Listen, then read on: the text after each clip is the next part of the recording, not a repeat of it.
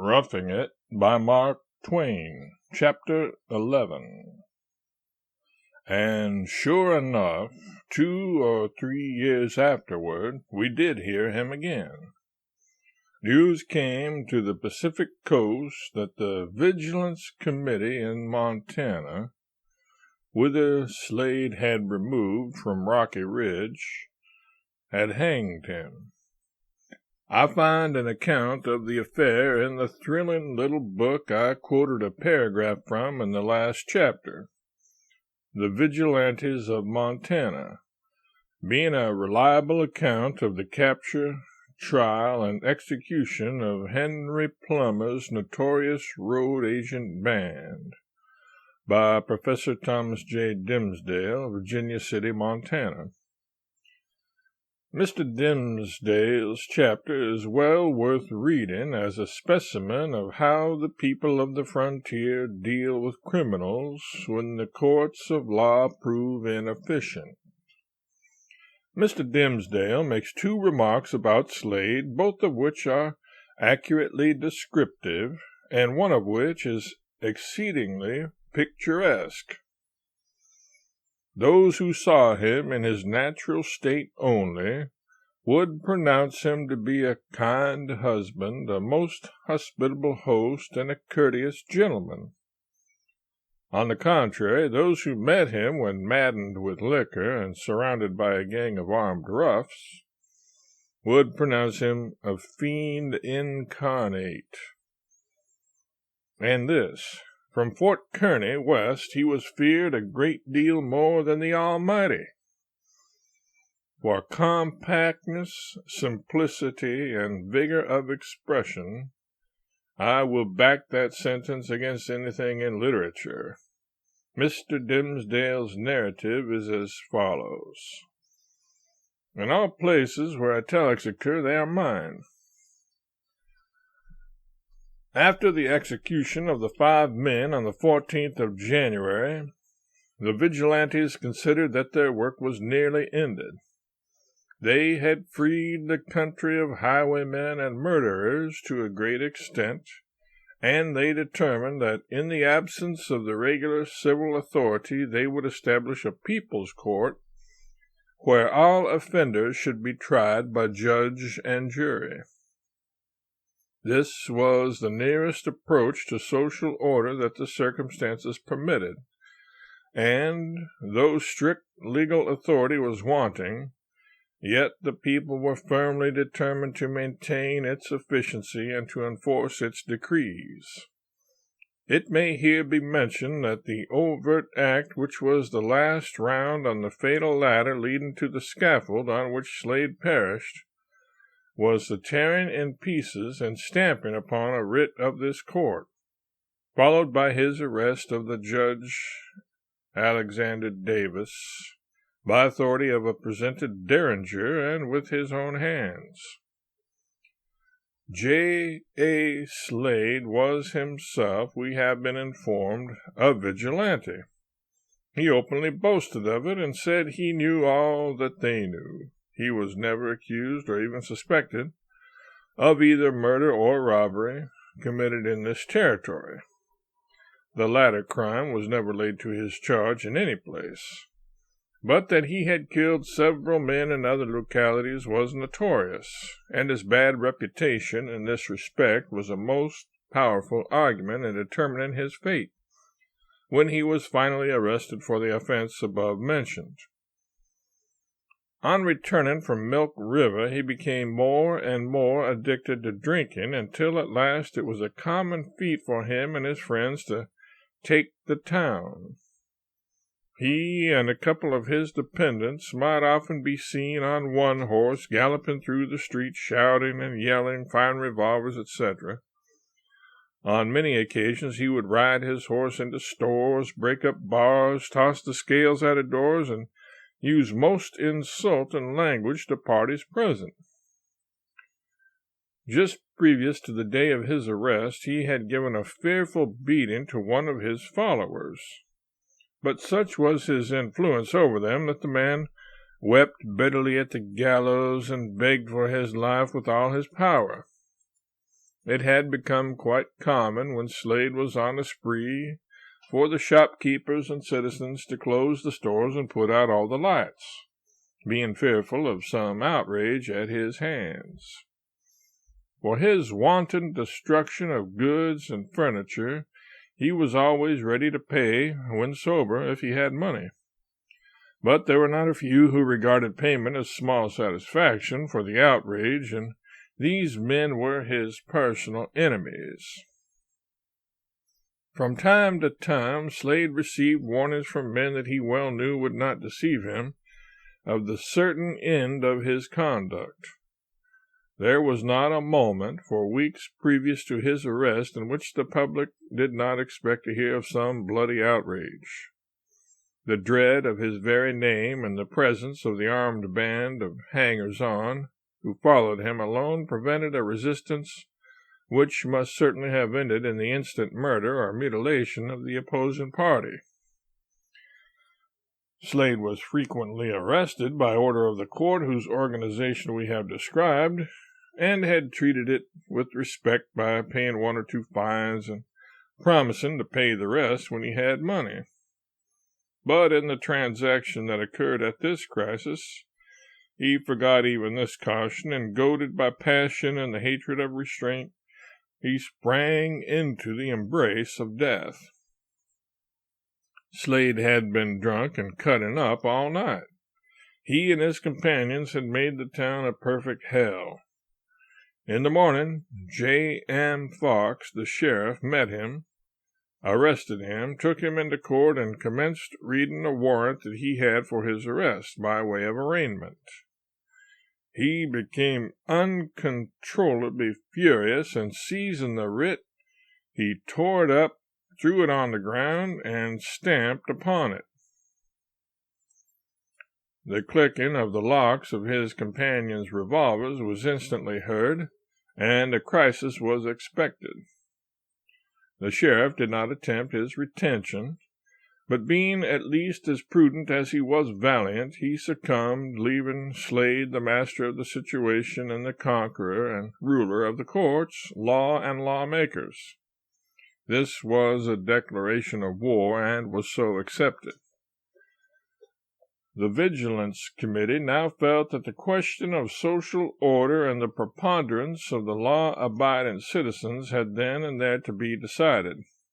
They knew the character of Slade, and they were well aware that they must submit to his rule without murmur, or else that he must be dealt with in such fashion as would prevent his being able to wreak his vengeance on the committee, who could never have hoped to live in the territory secure from outrage or death, and who could never leave it without encountering his friend, whom his victory would have emboldened and stimulated to a pitch that would have rendered them reckless of consequences.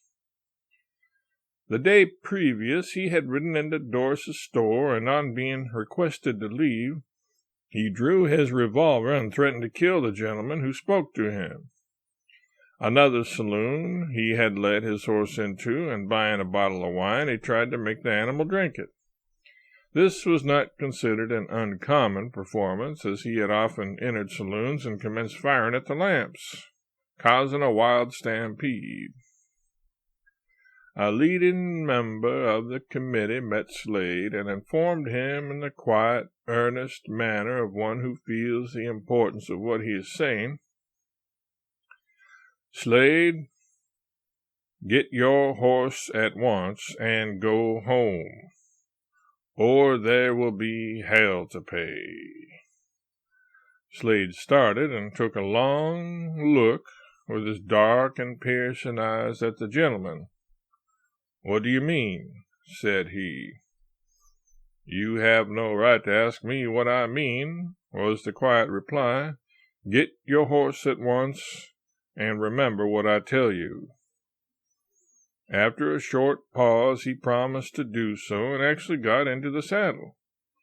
But, being still intoxicated, he began calling aloud to one after another of his friends, and at last seemed to have forgotten the warning he had received, and became again uproarious, shouting the name of a well-known courtesan in company with those of two men whom he considered heads of the committee, as a sort of challenge. Perhaps, however, as a simple act of bravado. It seems probable that the intimation of personal danger he had received had not been forgotten entirely, though fatally for him he took a foolish way of showing his remembrance of it. He sought out Alexander Davis, the judge of the court, and drawing a cocked derringer, he presented it at his head and told him that he should hold him as a hostage for his own safety. As the judge stood perfectly quiet and offered no resistance to his captor, no further outrage followed on this score.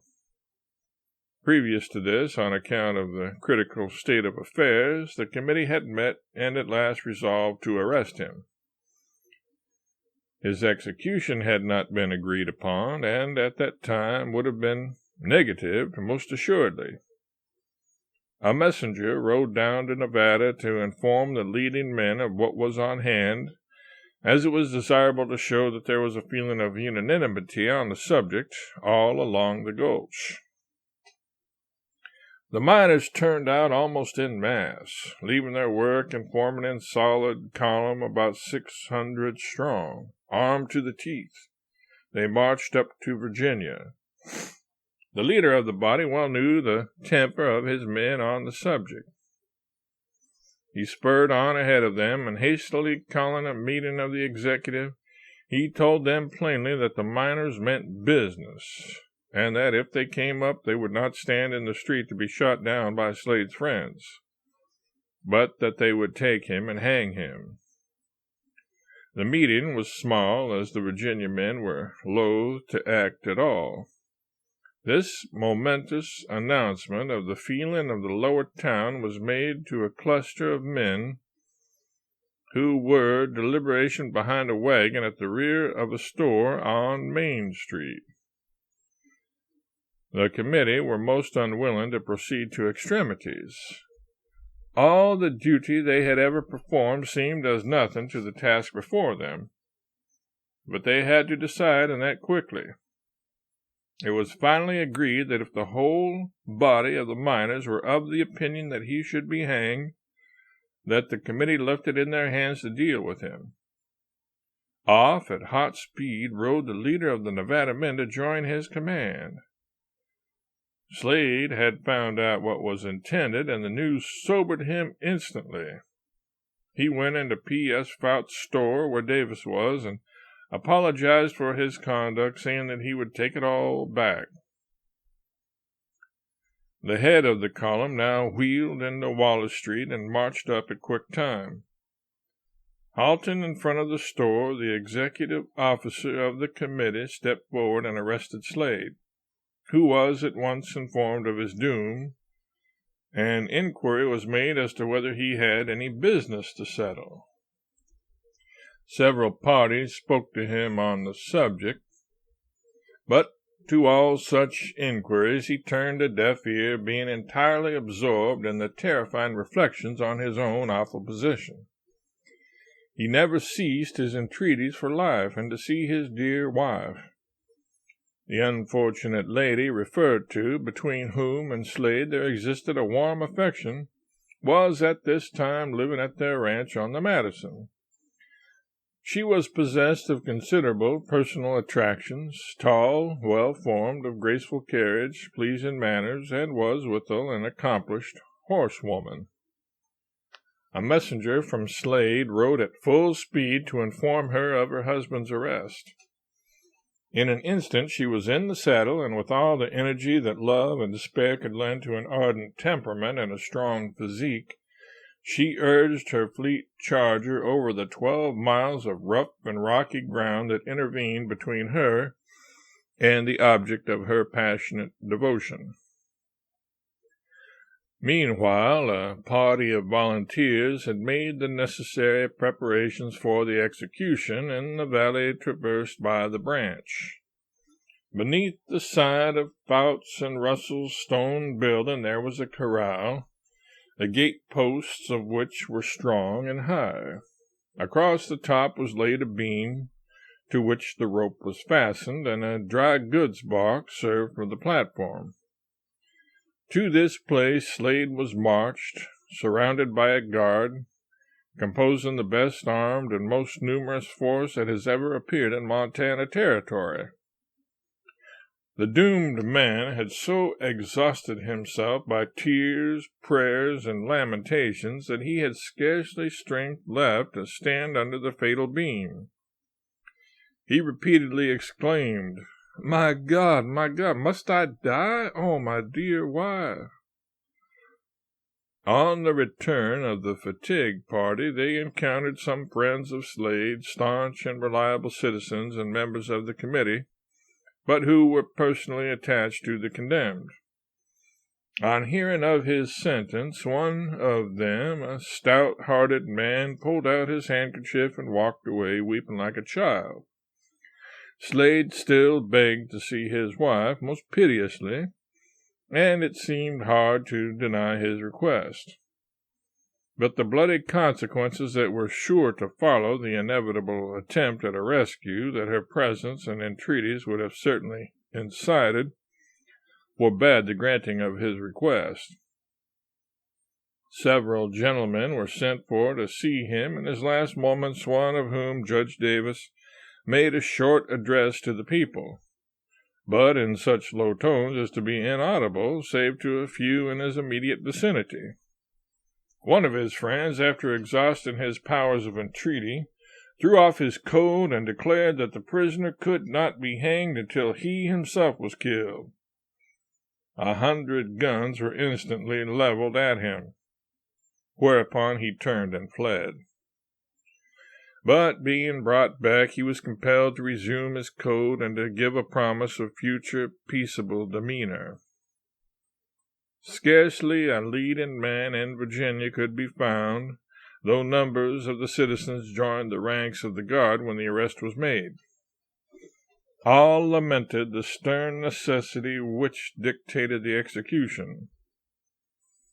Everything being ready, the command was given, "Men, do your duty," and the box being instantly slipped from beneath his feet, he died almost instantaneously.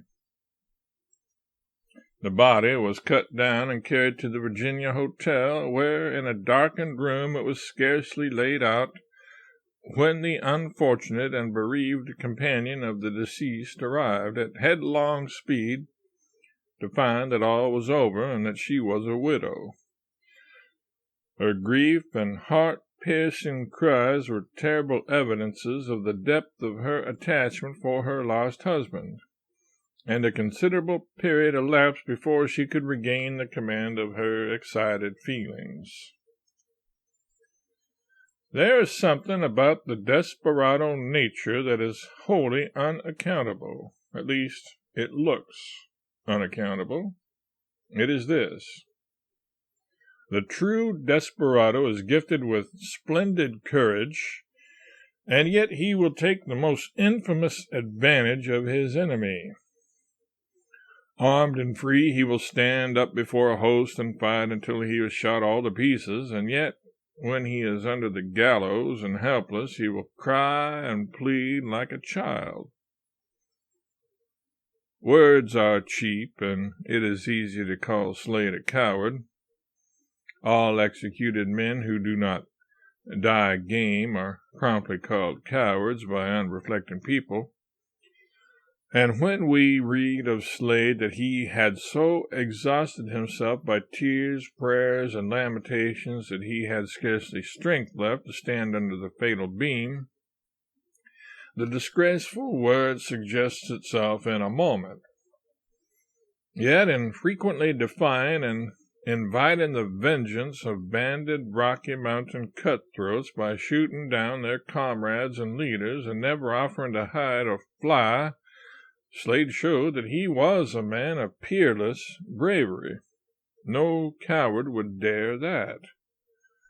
Many a notorious coward, many a chicken-livered poltroon, coarse, brutal, degraded, has made his dying speech without a quaver in his voice, and been swung into eternity with what looked like the calmest fortitude. And so we are justified in believing from the low intellect of such a creature that it was not moral courage that enabled him to do it. Then, if moral courage is not the requisite quality, what could it have been that this stout-hearted Slade lacked? This bloody, desperate, kindly-mannered, urbane gentleman, who never hesitated to warn his most ruffianly enemies that he would kill them whenever or wherever he came across them next. I think it is a conundrum worth investigating.